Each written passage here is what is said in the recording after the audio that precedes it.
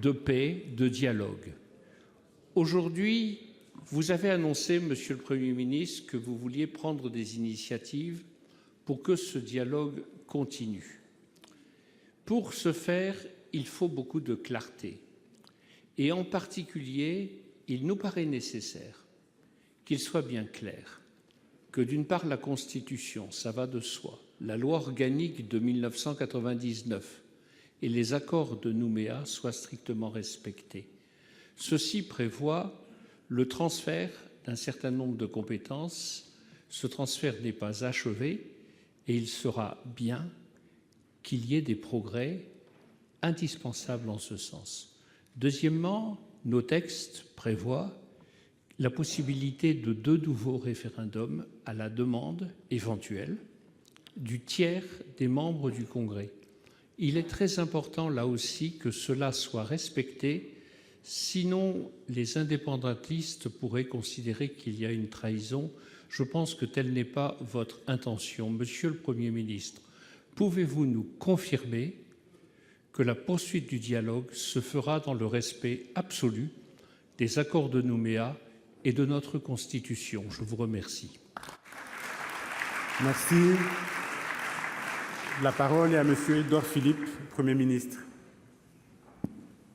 Monsieur le Président, Mesdames et Messieurs les sénateurs, Monsieur le sénateur, dimanche, la Nouvelle-Calédonie a voté. Elle a voté massivement. À plus de 80% du corps électoral s'est prononcé.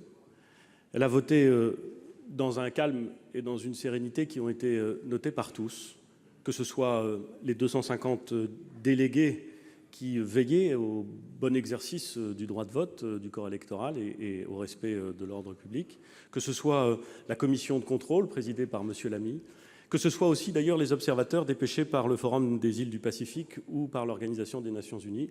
Tout le monde a pu observer que le scrutin s'était déroulé dans des conditions d'organisation remarquables. Je tiens à le dire, car la conséquence de cette remarquable organisation, la conséquence du calme avec lequel l'ensemble des forces politiques et l'ensemble des électeurs de Nouvelle-Calédonie s'est prononcé, c'est que le résultat acquis dimanche soir n'est contesté par personne. Personne. C'est une excellente nouvelle. Et c'est une excellente nouvelle qui est due à l'engagement de l'ensemble des forces politiques de Nouvelle-Calédonie, au remarquable travail d'organisation réalisé à la fois par les services de l'État, par les maires, par l'ensemble de ceux qui se sont engagés et qui ont concouru à ce travail. Je veux en remercier évidemment tout cela et peut-être mentionner, vous me le permettrez, monsieur le sénateur, le comité des sages que j'avais moi-même créé de façon à ce que, sous la présidence de Jean Lec, le maire honoraire de Nouméa, des personnalités reconnues en Nouvelle-Calédonie puissent veiller à ce que la tonalité de la campagne respecte le cadre dans lequel les accords de Matignon et de Nouméa avaient été envisagés il y a 30 ans. C'est la première chose que je veux souligner. La deuxième chose que je veux souligner, c'est que ce référendum intervient au terme de 30 années absolument exceptionnelles.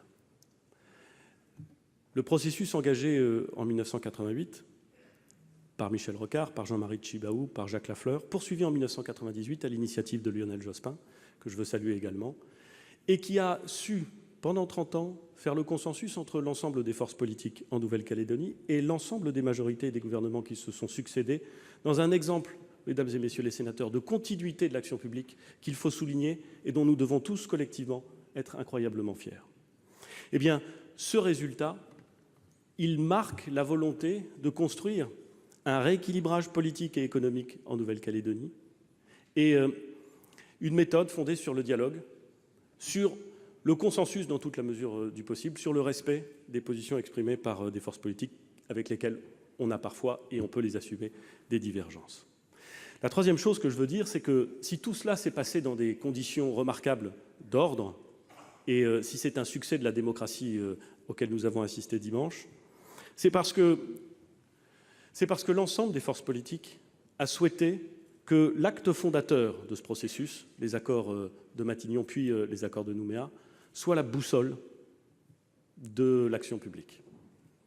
Ces accords ont été mis en œuvre dans le droit positif par une loi organique et ils prévoient qu'après la première consultation, c'est vrai, dans certaines conditions, des délais de temps, des moments particuliers, mais néanmoins qu'à l'initiative d'un tiers des membres du Congrès de la Nouvelle-Calédonie, il puisse être procédé à un deuxième référendum qui poserait la même question que le premier. Et ces accords et la loi organique prévoient même qu'après ce deuxième référendum, il soit possible, sous les mêmes conditions, d'organiser un troisième référendum. Ce cadre, il n'a pas vocation à être modifié ou méconnu, sauf à ce qu'un consensus entre les forces politiques y conduise. Consensus qui a permis, en 1998, de modifier les conditions des accords de maintien. S'il n'y avait pas ce consensus, il ne serait pas raisonnable de vouloir en modifier le cadre. Il faut savoir, et je pense que nous pouvons nous accorder là-dessus, monsieur le sénateur, que ce cadre a des avantages considérables, celui du respect de la paix civile, de l'expression démocratique de la volonté des électeurs de Nouvelle-Calédonie.